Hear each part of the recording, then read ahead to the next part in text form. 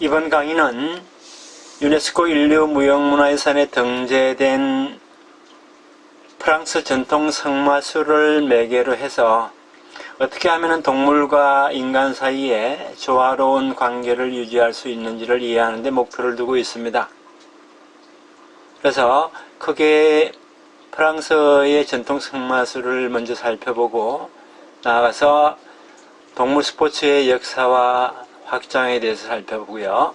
다음에 동물학대방지협회 설립의 문화적인 배경, 마지막으로 동물 스포츠를 둘러싼 현황과 문제점, 그리고 그 실시단체와 보호단체의 어떤 공존 방법은 없는지를 한번 살펴보려고 합니다. 먼저 프랑스를 잠깐 살펴보면은 저기 지도에 나와 있는 바와 같이 프랑스는 한반도 면적의 약 2.4배인 프랑스 공화국은 자연경관의 어떤 다양성, 그 다음에 역사적, 문화적 유산이 아주 풍부해서 세계 최고의 관광대국으로서 지위를 차지하고 있습니다.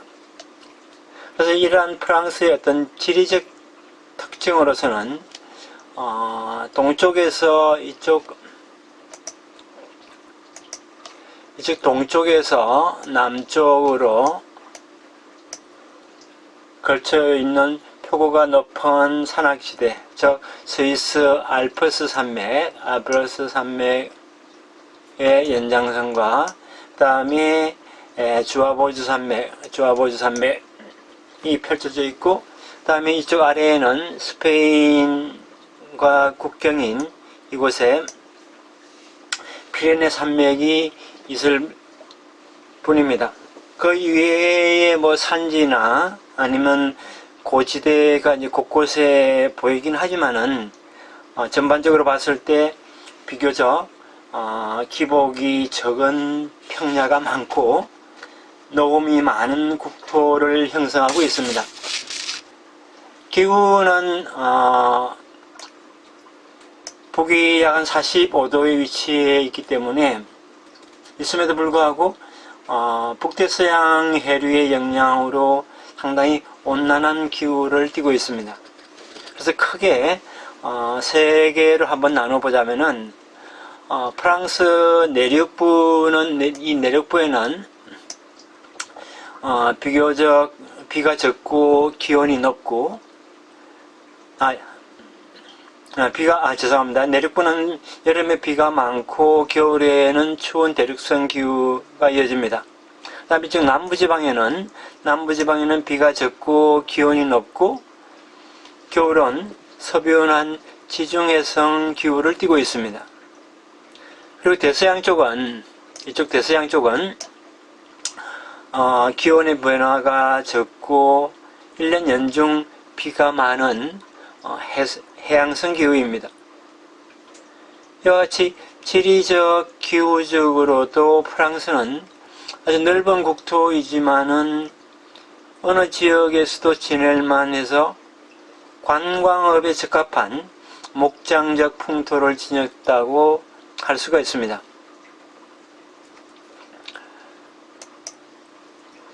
이러한 프랑스에서 성마는 오랜 역사를 지닌 전통이면서 프랑스 국민들이 매우 중요시 여겨왔습니다. 특히 프랑스 군대가 유럽 역사에서 그 위용을 떨칠 때 기병대의 활약은 아주 대단했습니다. 나폴레옹 시대에는 얼마나 빨리 적국을 침투하느냐를 결정짓는 수단이 바로 기병대였습니다. 오늘날 프랑스 사람이라면 누구나 한두 번쯤은 말을 타봤을 겁니다. 뭐 어릴 때 소풍을 가거나 아니면 뭐 수학여행을 가거나, 때로는 인근에 있는 성마학교 등을 통해서 성마 경험을 가지고 있다고 할 수가 있습니다. 그래서 프랑스의 성마 문화는 실천은 물론이요, 관람 문화가 매우 발달해 있습니다. 그리고 또 승마 체험 또한 가능한 곳이 매우 많습니다.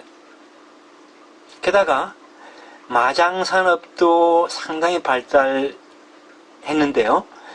전국에 200개가 넘는 경마장이 있을 정도입니다. 우리나라 같으면은 과천에 경마장 한 곳만 있다 하죠. 거기에 비하면은 200개가 넘습니다. 이러한 프랑스의 승마 문화가 2011년에 전통 승마술이 유네스코 인류 무형문화유산에 등재되었습니다. 같은 해에 나중에 소개할 한국의 매사냥도 등재가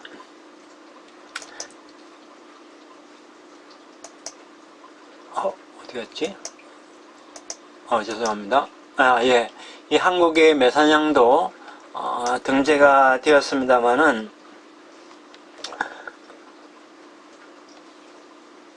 이때 한국의 매사냥 같은 경우는 UAE를 주축으로 해서 11개국이 같이 공동으로 등재한 사례입니다. 자, 지금 보시는 내용은 2011년에 이 프랑스의 전통 승마술을 유네스코 인류무형문화유산에 등재할 때에 작성한 보고서의 요지를 번역한 것입니다. 잠깐 살펴보면요. 말과 인간 사이의 조화로운 관계를 중시하는 기회다. 그 다음에 승마훈련의 기본 원칙과 과정은 폭력이나 통제를 사용하지 않고 말의 몸 상태와 기분을 존중하면서 사람의 요구를 조화시킨 것이다. 이 부분이 오늘 이야기하고자 하는 주된 내용의 하나의 포인트가 되겠습니다. 또 동물 자체에 관한 지식과 사람의 본성 그리고 말을 다루는 기술과 말에 대한 존중이 결합된 기수의 정신이 되어진 것이다. 예. 승마술이 프랑스 전역에서 행해지긴 했으나 전통 승마술이 가장 널리 알려진 곳은 카드르 누아르 드 소미르라고 하는 국립승마학교다. 그래서 이 국립승마학교에서 주도적으로 유네스코 인류무형문화유산 등재 신청 작업을 한 것 같습니다. 모든 기수들은 말과 긴밀한 관계를 맺고 상호 존중하며 말을 민첩하게 움직이게 하려고 한다. 또 젊은 기수들은 나이가 많은 기수의 경험을 존중하며 세대 간에 협동하고 열정적인 분위기를 만들고자 한다. 예. 특히 소미르 지역은 승마교관, 말사육사, 말과 관련된 다양한 도구들을 만드는 장인들, 수의사, 대장장이들의 고향이기도 하다. 다음에 자주 승마 전시회는 물론이요, 대회를 주최하기 때문에 프랑스 전통 승마술의 가시성을 유지하고 있다. 라는 내용들이 프랑스 전통 승마술이 인류 무형문화유산에 등재될 수 있었던 하나의 가치로 보입니다. 자, 지금 보시는 것은 국립승마학교에서 전통적인 승마술 훈련 장면을 찍은 것입니다. 이렇게 보시면 장애물을 넘기도 하고, 그 다음에 질서정연하게 기수와 말이 나란히 이렇게 줄져서 있고, 네, 각종 고난이도의 기술을 뽐내고 있는 것처럼 보입니다. 또 지금 보시는 사진은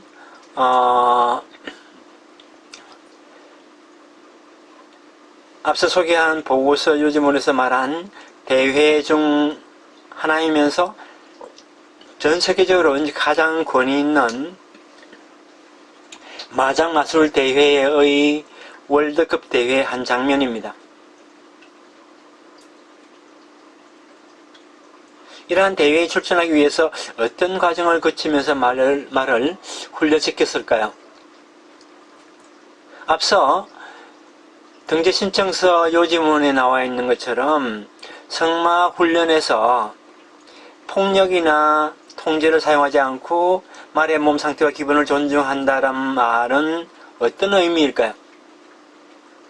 말을 훈련시킬 때 어떠한 폭력도 통제도 가하지 않고 말이 잘 말을 들을까요? 정말 단검과 채찍이 필요 없는 것일까요? 그럼 잠시 유네스코 인류무형문화유산으로 등재될 당시에 프랑스에서 제출한 프랑스 성마술 관련한 영상, 그 다음에 마장마술 대회 영상, 그 다음에 성마학교에서의 일상을 담은 영상을 잠시 보도록 하겠습니다.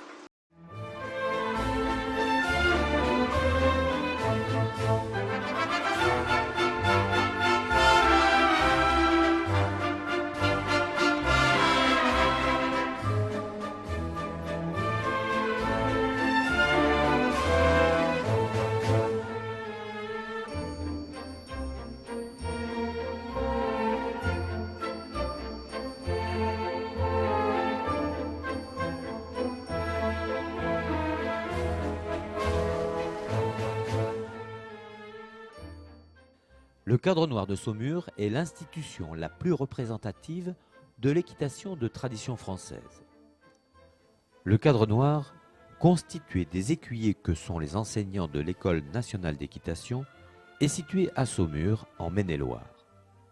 Il rayonne sur l'ensemble du territoire français et participe à la diffusion hors de France de l'équitation de tradition française en accueillant des stagiaires en formation, en assurant des stages extérieurs.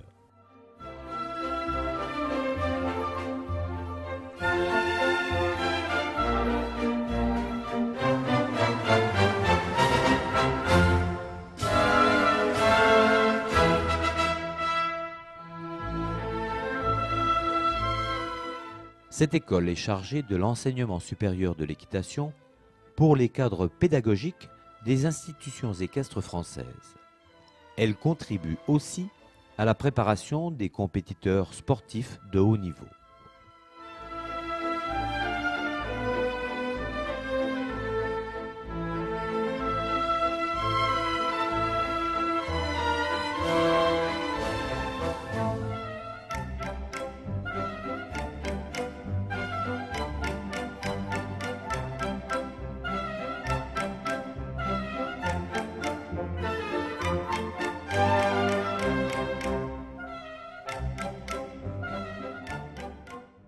C'est au XVIe siècle, à la suite des guerres d'Italie, que l'art équestre prend son essor en France.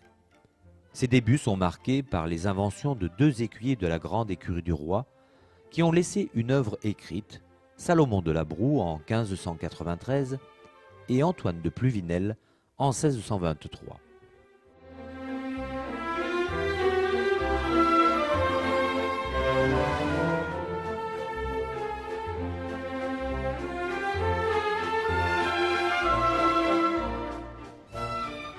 Durant 4 siècles, plusieurs courants se succèdent dans l'art équestre français, dont l'apogée est marquée au XVIIIe siècle par l'école de Versailles et l'œuvre de François Robichon de la Guérinière. Dès la création de l'école de cavalerie à Saumur en 1815, les différents courants de l'art équestre français vont imprégner le Cadre Noir. Jean-Baptiste Cordier, premier écuyer en chef, lui apporte les sceaux d'école de l'équitation ancienne. Puis dans la deuxième moitié du XIXe siècle, le général Alexis-François Lotte lui donne une doctrine qui fait la synthèse des nouveaux courants de cette époque, le dorisme et le bouchérisme. De nombreux témoignages nous en sont parvenus.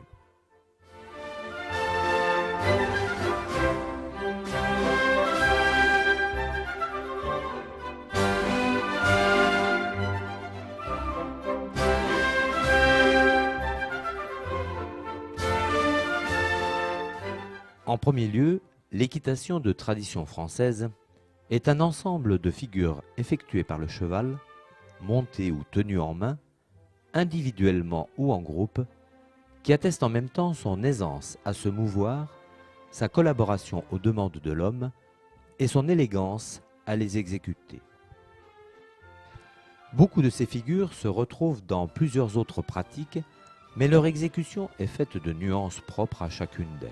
Mais ce qui caractérise principalement l'équitation de tradition française tient davantage à l'art et la manière de travailler les chevaux en vue d'obtenir leur pleine coopération qui assure de la meilleure mise en œuvre par l'animal des forces nécessaires à réaliser ce que l'homme attend de lui. L'équitation de tradition française se fonde en effet sur la recherche d'une coopération entre le cavalier et le cheval, plutôt qu'en la domination du second par les contraintes exercées par le premier. Voilà, il faut rechercher le brillant. Ouais, extra, extra. Même s'il y a des petites fautes, hein. Ça, on ne te reprochera jamais des petites fautes, si tu as un cheval brillant. Par contre, si tu as un cheval éteint et que tu as des petites fautes, c'est nul. Hein, alors, il faut parfois partir sur des impressions qui ne sont pas toujours justes, hein, qui sont très souvent disproportionnées par rapport à la réalité.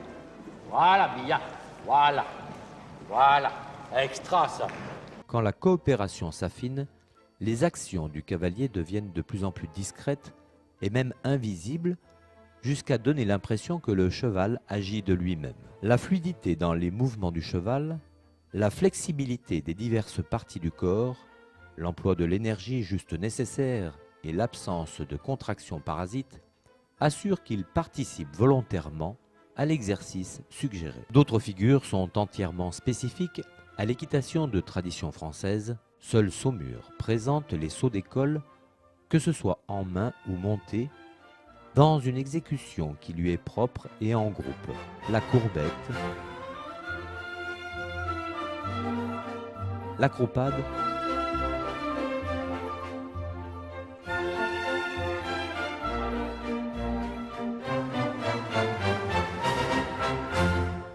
et la cabriole, préparée par un galop spécifique à deux temps, le terre-à-terre.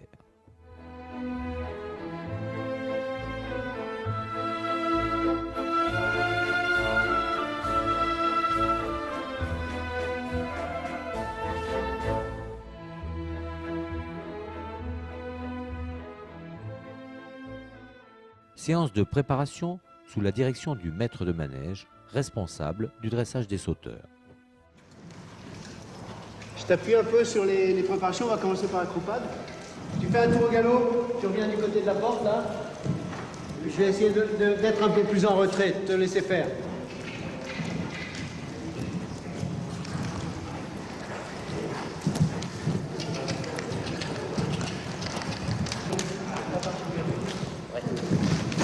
Oh, excellent. Elle est très bonne. Tu as tendance dans la préparation à laisser la main, regarde. Et dans ta préparation, tu as la main qui reste comme ça. La main qui tient la cravache, tu la poses par-dessus. Tu la poses là et tu l'écartes plus sur le côté. Parce que quand tu la laisses comme ça, il est là, bon, il la voit ta main et puis elle s'écarte, bon, il est un peu indécis. Pour lui, il n'y a pas à se tromper. C'est plus clair. C'est plus clair. Et puis un petit peu plus le bout du nez à droite. Et puis voilà, le tour est joué. Range ta main, range ta main, range ta main. Là, sur place, sur place, sur place, sur place, sur place, sur place. Et rends la main, sur place et rends la main. Il est prêt.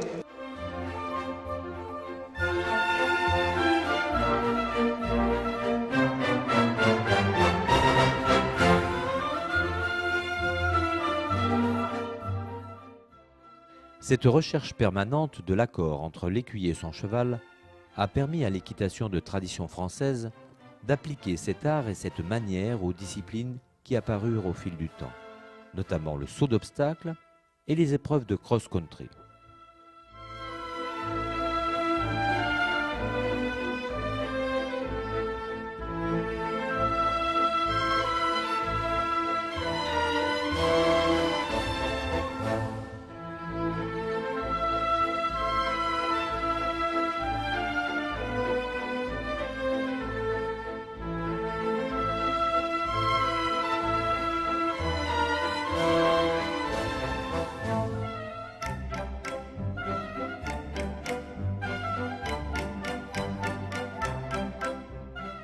Il convient de souligner que la force du cadre noir tient essentiellement à son caractère collectif.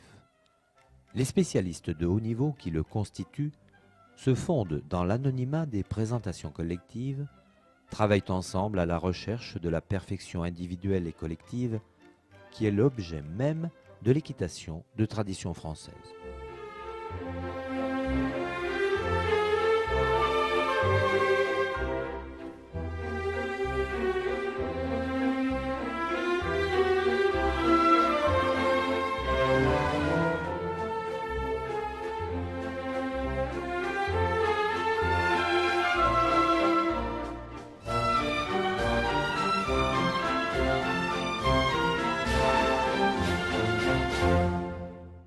She's the highest medalist in the equestrian world. Isabelle Wirth by a goal for Germany. She's won now. Team gold in Barcelona Olympics, Atlanta Olympics, individual gold in Atlanta at the same time in '96. Sydney 2000, team gold there, team gold again in Beijing, and team gold again in Rio de Janeiro. Multi-medalist at World Championships, more golds, and I wish to mention, as to the European Championship medals as well. Well, she started with a bang. Little bit backwards yesterday in her piaffe, but much better there today. Much better today.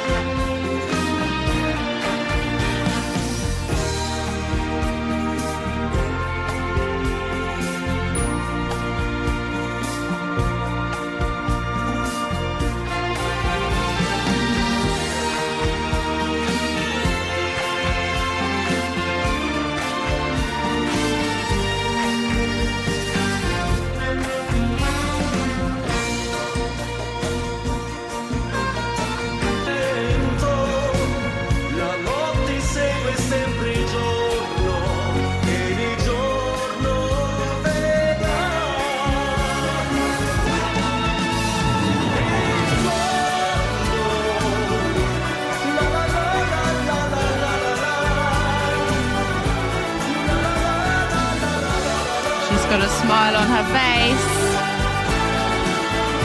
Oh, it's gone up. It's gone up. 88.8. Well, has What she a done hole. enough? Isabelle Wirth, the world #1, has ridden another seamless, faultless test. Well, it wasn't One faultless, mistake. yeah. One mistake. She's up into the 90s. Here we go. Here we go. breathe. Isabelle Wirth, she loves it. She loves the crowd. The crowd love her. The crowd are on their Gold feet. has done it again. What an exciting competition. Oh. Isabelle Wirth wins with Via Gold.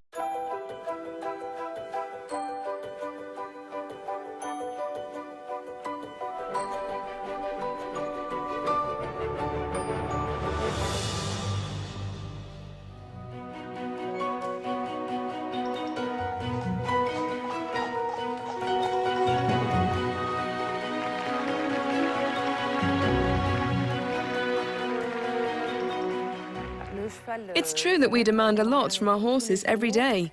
They must have the satisfaction and the desire to want to make you happy. You have to reassure your horse, and they will understand you very well. It makes them feel good. It gives them a good rub when they're being pestered by mosquitoes.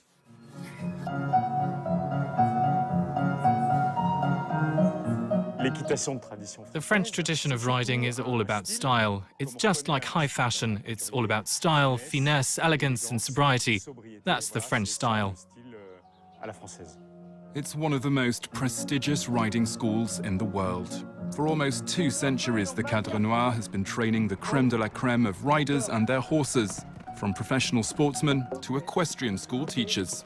That's rather well mounted, turning to the left on a vertical bias. Laurence Sauté has been training horses and riders here for 16 years. This morning, she's working with Santero, one of the younger horses. Together, they're perfecting one of the Cadre Noir's special moves. This is what we call lateral or side work, where the horse moves in a diagonal line whilst looking to the side where it's heading. It requires the same kind of effort as gymnastics. As a dancer or a gymnast has movements, that allow them to stretch a certain muscle group and take on force at the same time.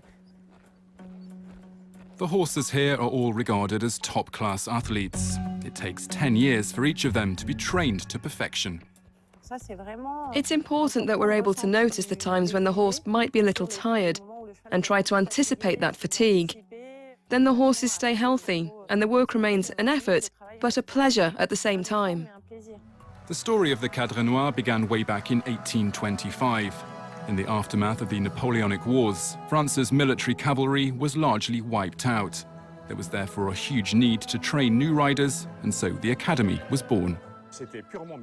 It was purely military. In order to make a good cavalry officer, you had to know two things: tactics on the one hand, and good horsemanship on the other.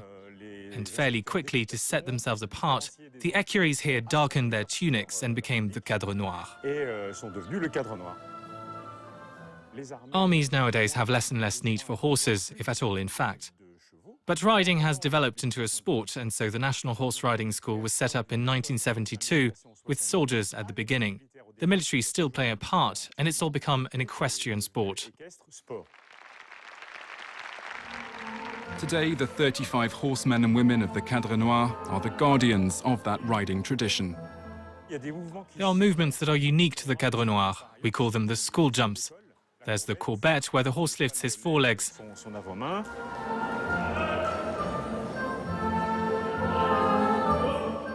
The croupade, where the croup or the rear of the horse is kicked back. And then there's the cabriole jump, which mixes the two previous jumps together.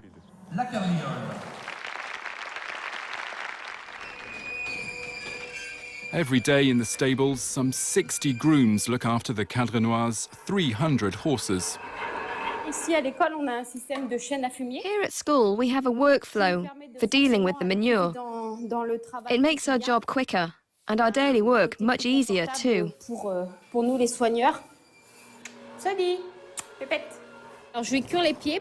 I scrape their feet to check for wounds or for anything that's caught in their hooves. At the same time, I touch the tendons to see if there are any injuries. They like to see us every day. They know that we're here to look after them. If a horse stays in the corner of the stable with its head down, you know straight away that there's a problem with its health. This afternoon, Persian Rose has a few muscle contractions. She has a foot that's blocked a little here. She therefore has an appointment with the osteopath. She'll even get an acupuncture session. We'll first put a needle here to relax the thoracic region. We'll see if she likes that. If she's scared of needles, we won't give her acupuncture. Tendinitis, sprains and stress. Horses are, after all, athletes just like the rest. Let her do it. That's good. After training, the horses' health problems are all taken care of by the school's 3 vets. I use fairly soft techniques, which the horses often seem to appreciate. It shows when they yawn or chew or give big sighs of relief. And we feel that too in our hands when the horse chews or breathes deeply. The tensions are all released. When they've been to us once, next time they're happy to come back. And then there's a real rapport between the therapist and the horse. Persian Rose will now rest up for 3 days, before then resuming training with her partner.